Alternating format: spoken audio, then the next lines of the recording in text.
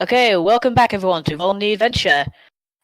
We have just been doing the first two rounds of the second round of actual play for Splendor of the Stars, and now we will be getting back to it. And if everyone would like, roll the intro. Roll on Roll the adventure, roll on the adventure, roll on the adventure.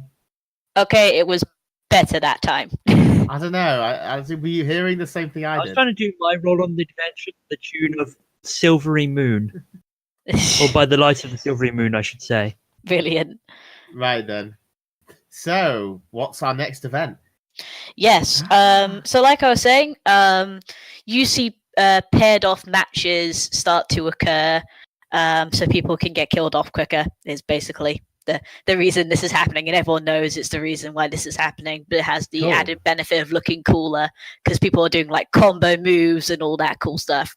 So, who's around? So as you sort of look around, you can see some of the gladiators off to the side.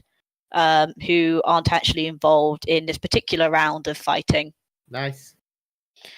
In fact, you see the challenger, the sort of Finn challenger who you talked to before, Cool. who remarkably is still alive. So that is certainly a thing. Yeah.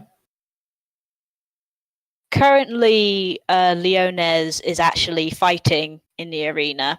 So Yeah. he is not actually a member of this round. Cool. You again see the pacifist, sort of walking around and doing their business. Cool. And finally, you see the shadowy figures, sort of sitting around. They seem conspicuously, like almost purposely spaced out in particular locations. Is this the servants or the gamblers? These are the servants. Okay. The servants from before. Again, they're sort of sitting in very strategic positions almost. Great. Yep, so that's who you have in this particular round. Right then.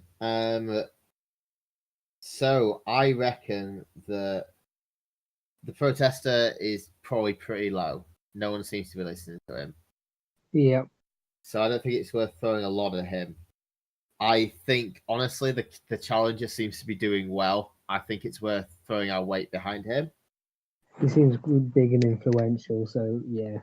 So my plan is to go talk to him, find out a load of stuff about him, and big him up, and then go to the servants and basically get bigging up as well there. Try drive him to new heights. So if we find out stuff, if we make him better, and we also tell the servants, then they'll be like on our side. Is my idea. What do you think? What do people think of that plan? Yeah, that sounds like something reasonable. Did we find out what the warrior, the challenger, was strong against? Sorry, the fighter. No, you have not found out, I think, anything about the challenger currently. No, we don't. I haven't really paid him much attention, have we? I mean, I know we've done something, but... You paid him a bit of attention in the very first round, so he has depleted power, but you haven't found out what he's weak or strong against. Yeah, okay. I think I dropped eye for detail, so we know that's there. Oh no, I dropped flamboyance, so we know it's not flamboyance. So I know what I'm doing. I'm going as Baroness Sayora again. Okay, and what are you putting against what? I am going to be putting adaptability against the challenger. Okay. Because if I used it against the servants, it would be terrible, wouldn't it? Or have I got that the wrong way around? I did find out, so I used it against them last time. Yes, so against the servants, yes, that sort of thing is weak against them. Yeah, and I'm gonna flamboyance the crap out of the servants.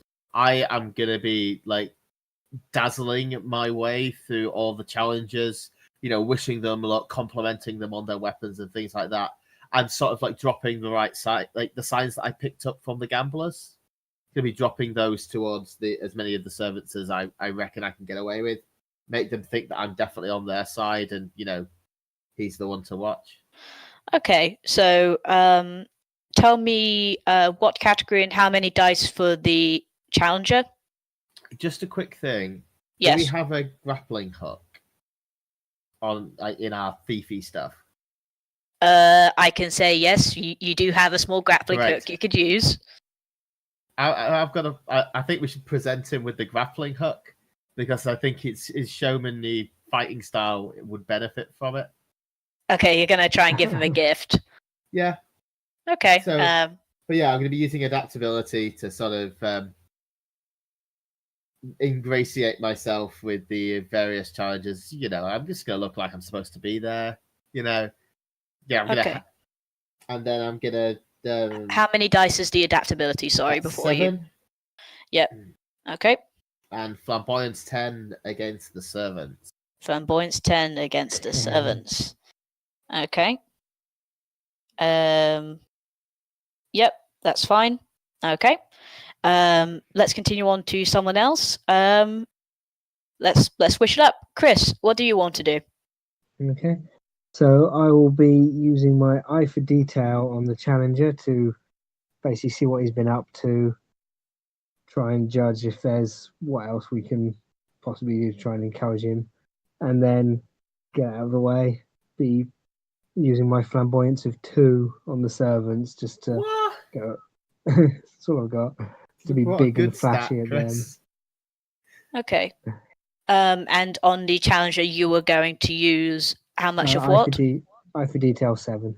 Okay, thank you. Okay, you're going to do that. And Maggie, what are you going to be doing? Let's see. I actually want to. You've intrigued me with the shadowy figures. I want to use. Okay, the servants. I thought you said no. So didn't you say there was shadowy? That was like a shadowy cabal, or did I mishear that? Yeah, in the servants. That's the servants. Yeah, that they are the shadowy figures. Oh, I will flamboyance the servants as well. Sweet. If it turns out that's strong, this is going to be amazing. How much is behind that? 7.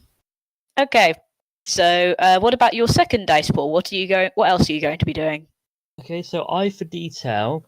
I should probably keep an eye on the match just so I can, when whoever wins, I can say, "Oh, you were so good when you did insert memorable Thing action here." on their part." Yeah. Or, I can always basically it's important that I know what happened so I can use the blow by blow to my advantage. Can we use that to coach the challenger, give him some good tips on how to defeat that guy in the future? Because that might get us on his side. Yeah, I guess I could use that. Like I said, I'm just gonna. It's him or the protester, and I think the protester's not really got a lot of power. Just to say, bear in mind, you do have already 12 dice on the challenger. Oh yeah, but I reckon we should proper have. I'm happy with more. We've been rolling badly enough to need it. So yeah, eye for detail on the challenger. Like I said, I'm just paying attention. How many? 9. So, no one at all has gone for the pacifist. Yeah, 'cause he sucks. Yeah, he's just like walking around and shouting at people, and like he maybe glances at you, especially your character, Chris, because you're the only one that's interacting with him currently. But you almost like turn your head away and do what you're doing, so he looks a bit offended and then walks in the other direction. So just nothing has happened there. There's no benefit. Oh. Yep. Okay. So presumably someone's going to want to pair up with somebody then for this. Who wants to talk to the challenger? And who wants to help? I'll take the servants. So then I'll take the challenger. Okay, so Maggie, you want to take the challenger. Chris, do you want to help Purple with the servants, or do you want to help Maggie with the challenger? I'll help with the challenger. Okay, so that'll be a dual scene for you both. So how are you both sort of doing this? I'll give you the grappling gun. Okay. So, how are you doing this? How are you both approaching this? So we've had the match, I assume. He's not in a match at the moment. He's just sort of standing off, recovering, basically. I'd say maybe something I've noticed that he might have missed, that, oh, be careful, you keep leaning to this side, or I noticed that your enemy's good at, your next opponent's good at exploiting this area, which you seem to be bad at some little thing I've noticed that he might find helpful. Okay, so you're basically trying to give him strategic benefits and stuff like that. Okay. Maybe now I'm a star, and people, I imagine fighters generally don't take kindly to being given advice from fighters. So I'm going to be subtle about it, and I'm going to phrase it like, oh, this, all reminds me of another fight I saw where he did such and such, in the hope to think, oh, I could do that. You know what I mean? Yeah, so you're trying to be subtle about it. Okay. And Chris, how are you helping? I'm helping. Because I'm also using eye for detail. So it'll be, well, I've got the grappling gun. So talk to him for a while, flatter him, try and get on his good side, but basically give him the grappling gun and point out various useful objects he could use it off. Put some tips and tricks for dealing with some of the adversaries we've already seen. Like, oh yes, that guy in the third round, he tends to overextend, that sort of thing. Okay, so you're both basically doing the same thing, but one's being more direct than the other. Yeah. Okay, so one of you roll the dice, and only one of you. I'll do it. What? Okay, Maggie, roll the dice, please. How many You're again? rolling 21 dice. You're rolling 21 dice. You have not hit upon any of his strengths or weaknesses. Oh, nice. You can't see this, but there are 1, 2, 3, 4. Hold on. 1, 2, 3, 4, 5, 6, 7, 8 successes. Wow. And 1, 2, Okay, there are 8 successes. 3, 4 of those 8 successes are explosions. Okay, roll those explosions and tell me if any of them are successes or ones. Before I roll again, 2 of them are ones.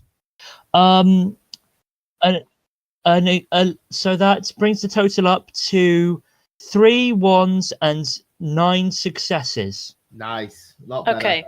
So just as a question, sorry, what was the stat everyone put on to the challenger? Purple, what was yours? Mine was adaptability. Okay, that's the important bit. So there is a thing. You have hit upon something he is strong against. He is strong against adaptability. But that's the only thing you hit on. So you were rolling with -2 die than you actually should have had. That's fine. That was calculated already.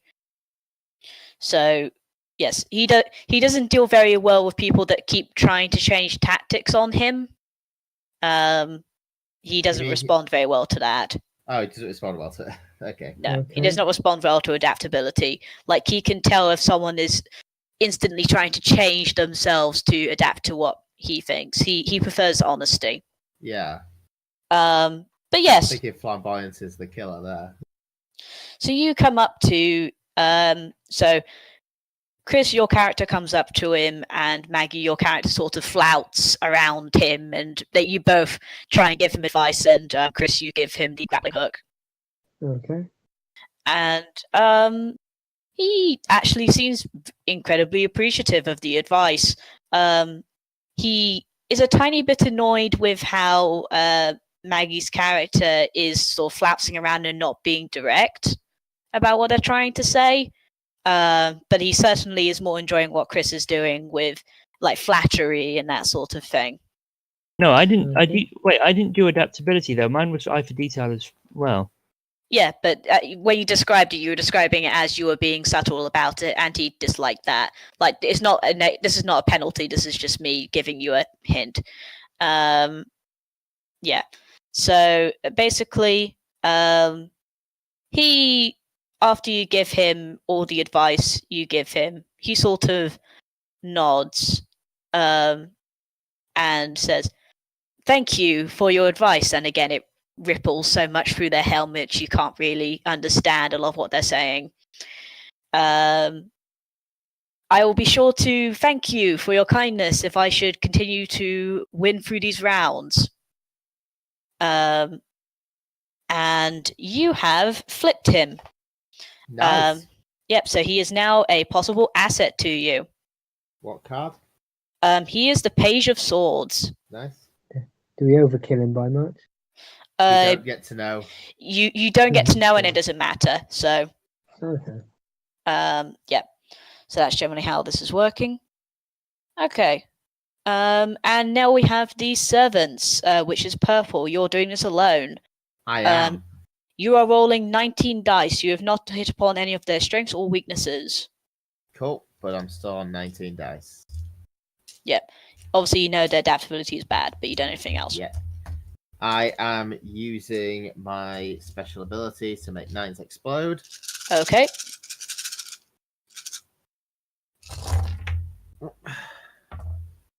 Well, that's 3 1s, 4 1s. Jesus Christ. Okay, that sucks Man. to you. This is an absolutely terrible roll. How many successes? Just give me a sec.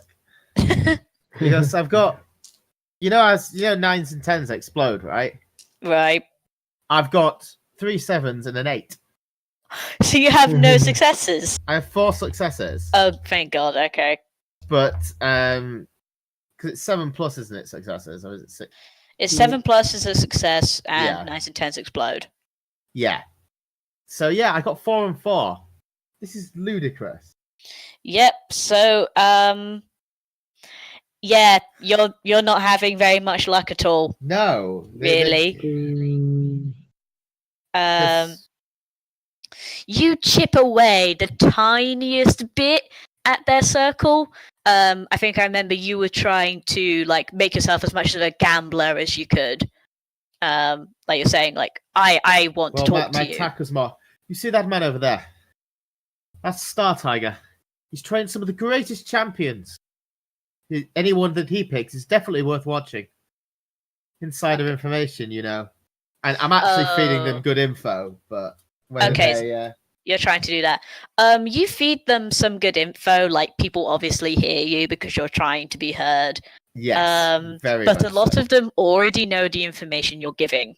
I think they're also. I might have hit something that they're planning on doing that's opposites. So in some cases you say stuff they already know.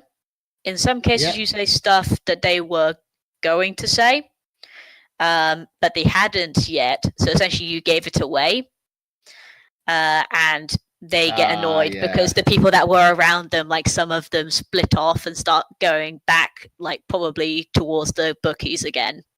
Yeah. So yeah, you have not ingratiated yourself with them at all. You just made yourself very annoying. Well, it It's depends where basically- the ones go, doesn't it? Really, but yeah, you've chipped away a tiny bit. Some of them give the tiniest implication that you've told them something they don't already know. yeah, that was utterly terrible roll. Yeah, that was not very successful on your part at all. So obviously they have not flipped and they're not an asset. Cool. However, you now have 2 assets in the form of the gamblers and the challenger. Cool. But we've not got any points on them. No, because overflow isn't a thing. Okay, so the rounds slowly come to a close, and now we're getting to the very end of the competition. Cool. And basically, the way this works is the lovers who are on top of the thing, sort of judging the fight. Eventually, the big brutish one calls a stop to the fights as the sun starts to set. And they start, and he declares, this will be the final trial. To all those who survive it, they will fight each other for the ultimate prize. And as we go into the 4th round, the scales of fate are actually brought up into the where the judges are, where the lovers are. So it is in clear sight now. But the lovers are there. And yes, so it is the final round, and so everyone is present.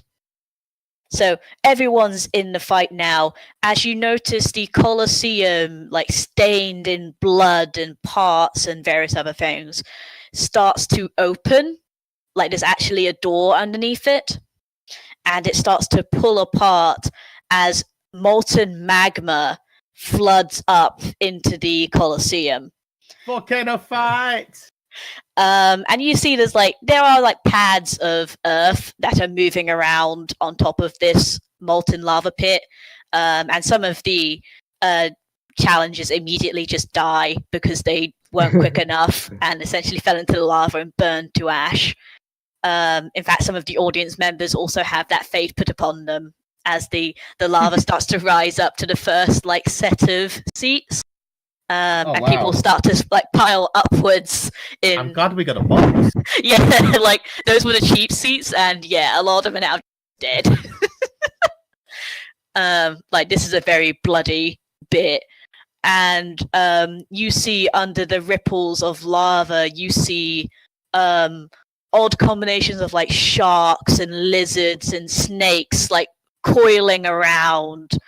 And like fighting all the gladiators who are still alive, including the champion, who is doing quite a valiant job of like hitting both the creatures that are all around him and also knocking off all the other like Colosseum goers. And you notice the challenger, who, with your grappling hook, is actually making a very good attempt of avoiding all the various attacks from everybody else. And it's basically like flying around the edges of the Colosseum in order to not have to fight just yet. Right. Or die in the magma, yeah. Yeah, like they're waiting for an opportunity. The gamblers are sort of running around in like blind, final bets kind of thing. And some of them are actually trying to help the other champions inside the Colosseum by throwing them various like random items and things. Some of them are more effective than others, but they're still trying to help. Yeah. The servants who are around look like like this was very much a planned thing. And they're sort of occasionally you see them do various things with their hands, and someone gets knocked into the lava just randomly with no one seemingly touching them at all. Yeah. Yeah. And you see the protester who is still protesting even now as they're like trying to frantically climb out of the cheap seats, like they're hanging off the edge of the Colosseum.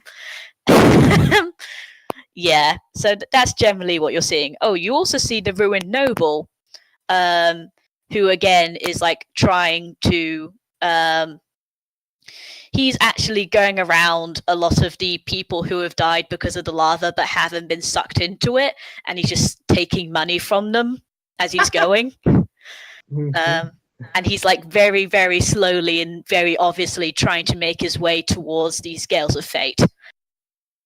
Cool. Well, he's not going to get there before us, I don't think. But, no. So everyone, this is the final round. Everyone is present, and you know who your assets are. Yeah. Well, there's no point in us building assets at this stage. No. I am putting my flamboyance into the scales of fate. I am going to go for the champion, so I think he's still pretty high.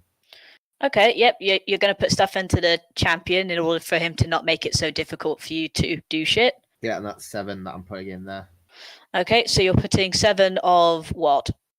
I'm putting 7 coordination, which is the one which is strong when used against him. Yes, you already know that. So, yeah, that's correct.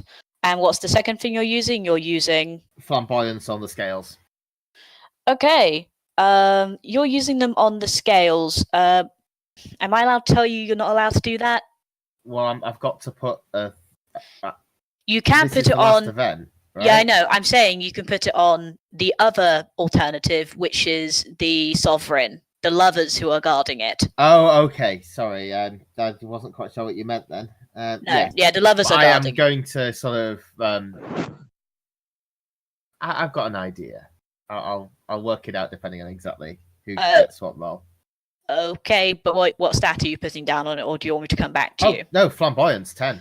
Okay, flamboyance 10. Okay, that's perfectly fine. Yep. Okay, Chris, what are you doing? Please tell me you brought good stats this time. I can, actually use my good ones again. So we've got the sovereign themselves, the champions still there. We got our assets, not that they can really actually do much, unfortunately. No. So I'm gonna, given that everything, well, we got rising magma, a big fight going on, all kinds of action and drama. So this seems a useful time to try and use my adaptability to get close to the sovereigns and get ready to make an opportunity to do stuff. Okay, and how much is that? That's 8 dice. 8 dice. Okay. Do we And have- your second thing? Are there any other particularly high-profile targets around other than the champion? Because we The got like the servants and the champion are the two really big problems, yeah, because we got like the protester, but he's largely Yeah, being we're gonna be- ignored. basically yes. I don't think Okay. the noble's probably going to try and make a grab at it if we nick it, but I don't know Yeah. if we can get it. So Yeah. I just don't want to waste any dice. Yeah. So I'm then going to try and use my suave to basically distract the servants by Ooh, being good call. shiny at them, effectively. Okay, you're going to use that against the servants. Who I can basically now reveal to you are basically the cheaters. Okay. Yeah. So you were putting how much onto that? 10? Suave, which is 8. 8. Okay, yep, so you put 8 onto them. Okay, and next up is Maggie. Maggie, what are you going to be putting your stuff on in this final round? Okay, I'm going to be putting coordination on the champion. Okay. Oh, you're putting on the champion. Okay, yeah, that makes sense. How much is that? Oh, that's 9. Yep, that's fine. Yep, so that becomes that number. Okay, yep, that's a lot on the champion. We did flip the challenger, didn't we? You flipped the Yes. challenger. However, any dice you put on him now, I think, would be wasted trying to Right. defeat the lovers. All right. So, who would you recommend? Because I've got an eye for detail, which is also 9. I Purple. I go for the lovers. Yep, 9 Mm. eye for detail. Purple. Lovers. If we go for the page, basically any successes that we get would then be basically added as dice against the lovers. So we might as well just add the dice directly. Got So it. Okay. how much was that dice number? 9? 9. Yeah. Yeah. 9. Okay, thank you. So okay, there's that number of dice, and give me one moment while I just calculate.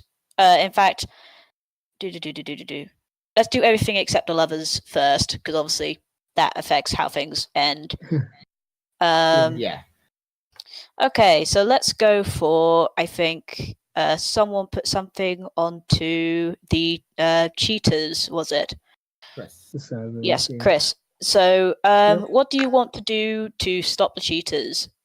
Okay. So what they're actually doing to cheat? They're essentially, you can probably tell they're using the equivalent of like psionic or magic powers to essentially bump the people that they didn't want to win. They bump off. Space magic. Yeah, basically they're Yeah. trying to get as much money for themselves as possible and for the people that actually like their benefactors. Yeah. Okay. So they're bumping people off. They don't seem to be paying much attention to you guys at all. I think your suave might be best spent trying to convince them to keep their eye on something that's not us lot. Basically, yes. Point out, well, particular ones that seem to be doing well or badly, and go, "Oh, it looks like that one could do with a hand," or "Ooh, screw that one over." The Yeah. minor noble might be there in a position to dick with them as well. So Yeah. Okay. So you're going to use Suave for that. Roll Yep. 8 dice for me. You have not hit upon any of their weaknesses or strengths. Oh wow. Okay. 2 successes, no ones. Okay. Why can't we roll good against these guys? No, you're not really rolling very well at all. So you're just basically trying to say, like, focus on these things. And they do, to a certain extent. Like, some of them do actually turn, like, very obviously turn their powers towards that side of the arena. And some of them look a bit appreciative of that, but they are very definitely still not your allies. They're not going to. They will hinder you as much as you are hindering them. Boo. And you notice they're actually like people who are getting close to the scales of fate. They are bumping off as well. Okay. So yeah, they're definitely not your allies still. So good luck against Okay. that. Okay, and the other thing you're going against massively is the champion Leones. Can I call dibs on that? Yeah. Yep, go for it. What are you going to be doing to stop this guy fucking up your day? So I remind me, it was eye for detail, right? No, it was No, coordination. Yes. So good against coordination. So obviously maneuvering around him, or at least convincing him to be in the place that's optimal for me. Okay. Ooh, I know. The Yep. fan. I could outright tell him or convince him that if he wants to get the most attention, he needs to stand over there. Okay, you're like, stand over there. Or there are fangirls over there with autographs and, you know. Okay. Yeah. I entice him with the chance to show himself off even more if he gets to the place which just happens to be most convenient for us. Nice. Okay, so you're going for like the things most important to him. Roll 20 dice. You have obviously found out his weakness, so you are rolling 20 dice. Okay, so that's 1, 2, 3, 4, 5, 6, 7, 8. That's 7 successes. 9, 10, 11. 11 successes. Holy crap! 1, Okay, 2, how many ones? That's 3. more like it. 4 of those are 10s. So re-roll those. Nice. 1, 2, 3, 4 ones. Okay, so remember that. That's 11 successes, 4 Yep. ones. And hold on, I need to 4 double. ones. How many 10s did I say? 4 4. 10s. Okay, so 11 Wow. successes, 4 11 successes, 4 ones. 11 successes, 4 ones, and that's that bumps that up to 13 successes and still only 4 ones. Oh wow. Yep. Okay. Describe how you basically stop this guy being any and all threat to you. Basically, I can't help but notice how good you are with the other fans.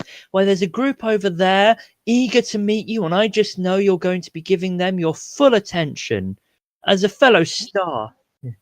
Okay, yeah. He immediately like you go on to the biggest thing for him, which is his fans and that sort of like his confidence, basically. Cool. And he immediately starts going over to this random group of people. Showing off to them. Yeah, and basically what happens is as he's going, whether you timed it or not, he ends up getting in the blast range of one of the cheaters. And Ooh. he topples into the lava Ooh! and dies, meaning he is no longer a threat to you. Assassination by fangirl. Yeah, like he does the Terminator thing and has his, that's yeah. So he has like a thumbs up as he dies. Oh So- god, I feel terrible. so the champion is dead, which is a thing. wow. So he's no longer a threat to you. Let's go and steal the scales. It's what he would have wanted.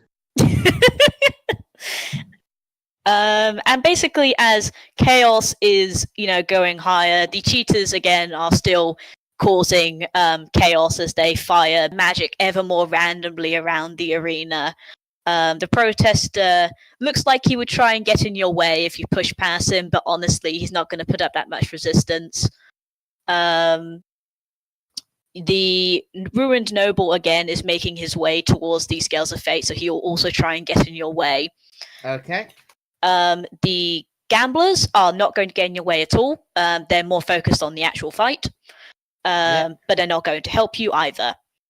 And the challenger, who is still alive, is basically just swinging around and trying not to die, but he will not help you. Yeah. And basically, just as a thing, the flipped champion, he was the chariot. Cool. Right then. Okay. So what's our total dice? We started at 27. You started at 27 dice. And then the protesters, the cheats, Yes. and the minor noble. With all of that, you are rolling. You are rolling 15 die. Ooh, that's I not thought it was good. going to go up. I was hopeful. Nope. No, we've only got negatives. You've only got negatives, but you hit out the champion who had like 11 power still.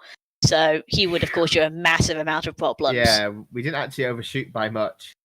No, but you're still going against quite a high power sovereign.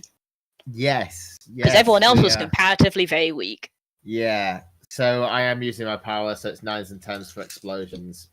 But I can't believe I'm getting to roll this, despite my entirely crap dice luck the entire rest of the game. Oh, well, I'm going to tell you, though, just as a thing, you hit against something they were strong against. You use flamboyancy against them. They are strong against that. No, they are strong against it. You -2. It's still 15. I put that into calculations. That's the lovers. Like, they are so enamored with each other, they are jealous if you try and be flamboyant with them. Okay. So, you are rolling 15 die. Wish me luck. This is going to be shite. Good luck. Well, that's utterly crap. Right. What's purple? 1, Why? 2, 3, 4. I got 4. However, 4 of those were 9s. So, as a question, I know we sort of eliminated this at the start of the game. This would be the kind of time when trump cards would be used. No, because you can't use your trump card on the boss. Oh, you can't, which seems dumb because a lot of people would. Well, that's the point. It's because everyone would save it for the boss. So you don't, we deliberately did that so you didn't just save them for the end. I suppose, but you can't save them, it's just a flat reroll. But okay, so you rolled 4 successes. Hang on. And nope, I rolled 2 more. Okay, 6. So I'm a 9, and 2 of those were 10s. And that's so a total of, what was the first one? 5, then another 2, then another 1. So 8. You have 8 successes, and you need to equal or surpass their difficulty rating in order to get the treasure. Yeah. So describe how this looks. How are you all getting together to try and do this? Like, all of you. Right, so I'm going to sweep in and run distraction while those 2 grab it and leg it, I think was the plan. For detail, so I know exactly where I can zone in on it, exactly where's the best route to get in and out would be. Okay. And Chris, what are you doing? Yeah, as Kathy is going to actually be doing the grab, I'm basically going to be running distraction and fighting off anyone that gets too close. Okay. So, as you guys do this, Chris, your character is able to easily beat back the pacifist. You just bop him once on the head and he flies down into the lava, like proper Gollum style. Okay. So he just goes immediately. The Ruined Noble, Maggie, your character, basically, as you sweep by, like, he is so enamored by your basically like confident beauty that he just backs off. And as he sees the chaos all around him start to get even worse than before, he basically decides going for the Scales of Fate is not a good option. And he starts like basically taking money that people have dropped on the floor and runs away. So he is no longer a threat to you. The cheaters are definitely your most persistent threat. And they are still firing magic. And Purple, as your character is running through the chaos, like going through the firefight. I don't run, I stride. Okay, you stride like a badass through this fight. Yeah. like cool girls don't look at explosions is basically what's happening right now. No, and I've got my blooming Anubis head, like sort of cowl on. I've got my big golden wings still, sort of golden sort of feather-like patterns down like a tabard type thing. Okay. Cinched in with a belt. It's very sort of black and gold. This outfit got the big insignia of the swords of Orion, like on a big medallion on my chest, sort of like almost like an ornamental breastplate. That's awesome. Okay, you make your way through, and you feel the pressure of the psionic powers like trying to push you off the side and away from the lovers. But you're able to push through that just barely. And with everyone's sort of combined help, everyone managed to get up to where the lovers are, and you manage to climb the short set of stairs. Like, you push away the guards, you run through up to where the lovers are, and the scales of fate stand behind them. A most magnificent chaos, my lords. And you notice that as you get up here, you never saw the lower half of the lovers. You only ever saw the upper half. And it's not as sexual as you think, because actually they are two heads of the same beast. They're very narcissistic. Yeah, like basically the dainty lover at the front is like the front of a naga, basically, and then it like curves around the back, like it thickens out into the body of the second lover, who braces them on the sides and gets ready to fight. Nice. And yeah, you guys go forward to try and fight these two, and it is a very well fought fight. However, you start to lose. You start to lose, and you start getting pushed back. At some point, there's like some awesome bits where some of you save others from getting like falling into the lava off the thing. You notice as well that the scales of fate that you thought would be like a fairly medium-sized thing that you could just grab, no, they're huge. Like, it's something that the second lover would have to hold in order for them to like bring out easily. Right. Yeah, you guys are not doing well at all. Okay, last-ditch plan. Yes, last-ditch plan. Let's jump in the scales. You're going to jump in the scales. And see whatever weird magic they do and see if it gets us out of there. Okay, so you're just going to try and survive this shit. I'm going to sort of wait till we're all sort of like backed into a corner, all three of us. I'm just going to kind of do the sort of knowing nod at the other two and just leap off the, that sort of like surrounding wall that surrounds their box. Yeah. Yeah, I'm going to leap off the railing into the scales. Okay, you're going to leap into the scales. And what about the other two? I try and buy as much time as possible just by basically standing in front and being willing to go down fighting. You're not coming with? You do last man standing. Just keep putting various improbable weapons. I'm going to scratch the bitch's eyes out. Oh, you're also going to go down fighting? Purple's the only one? Like, I imagine Purple's like going down into the scale and it's like, guys, where are you? And you just see both fighting. It's like, motherfucker. I'm not being metaphorical. I'm literally going to scratch the bitch's eyes out. Okay, you're going to try and scratch one of the eyes out. So the long and short of this is that you have still lost. We have not managed to obtain the scales. Did I manage to scratch their eyes out though? I'm going to so yeah. As you guys decide to take these actions, you manage to scratch out one of the eyes of the daintier half of the lovers, and she recoils back, and the bigger lover like tries to make sure she's okay. And they seem to be talking in a language you can't decipher. And Chris, like your character makes a very valiant stand to basically kill the lovers, and you fail. At one point, the hulking lover throws you off the side of the box, almost into the center of the arena. And as you start to fall towards the lava, you probably close your eyes expecting death. But in the next moment, you are caught, in fact, by the challenger. Grappling hook! Yep, who has the grappling hook that you gave him.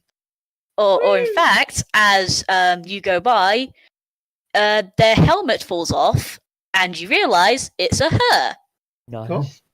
And in a very, like, clear voice now, you can hear her saying, "We should probably get out of here." And as we in that moment, you hear a like sickening crack from behind you of like electricity as Purple, your character, falls into one of the sides of the scales, and you touch it, and immediately time stops. That's never good. Like the world goes monochrome all around you as you look around from the scales of fate, and you basically realize you have been given a choice. You are given one choice to change fate. This will not affect the ending. You will not have the scales, but I'm going to give you a chance to give some flavor here. Whose fate do you want to change? Ooh. So I look around, and Star Tiger looks to be getting out of here, right? Yeah, so it looks like Chris's character and the challenger are going to get out of there. It does not look like Maggie's character is going to get out of there because they're getting their asses kicked. There's tons of death and devastation around you of just a general populace. There's the servants who are basically causing more chaos and also kind of retreating. So there's various people's fates you could change. There's the you again see basically anyone who you've met, any of the interactions you can change the fate of. That includes the champion who died. Yeah, well, you know the thing about being a phantom thief and that, right? Yeah. And the whole thing that I've got like I changed who I am and things like that. Okay. Yeah, I'm in this for me. Oh, you're going to change your own fate. Oh, you did. Yeah. So I think Seems legit. some nice pleasure planet would be the best thing. You know that minor noble, right? Yeah. Guess who won his noble title the other week? Oh my god. Okay, we hear a sickening crack of green and gold lightning as immediately your character, like both Chris and Maggie, you can both see his character just disappears immediately and is wreathed in a golden light as they rocket away as if they were never there. And in the next couple of seconds, before you really even have a chance to say "motherfucker," your memory of them disappears entirely. No one knows who this person ever was. It's like they never existed to you because their fate entirely changed. They were never a phantom thief to begin with. Well, at least I wasn't while we did this mission. Yeah, you weren't connected to them. So like their memories of you like either involve you becoming super rich or they didn't know you at all. Fair enough.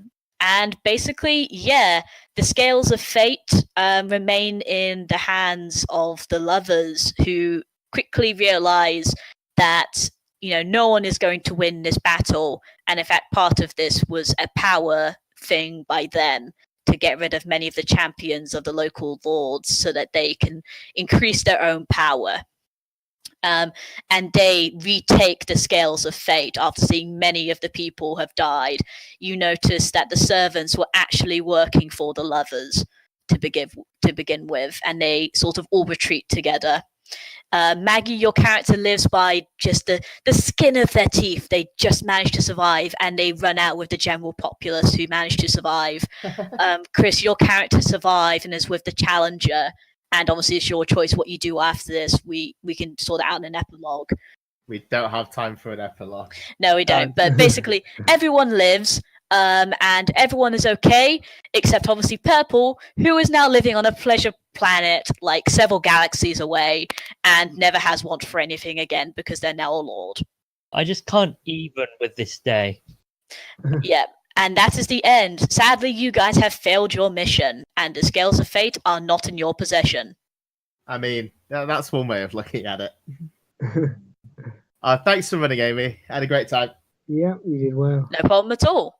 Right, and yes, see you next time when we dissect the game and see what worked and what didn't. Bye. Bye. Bye.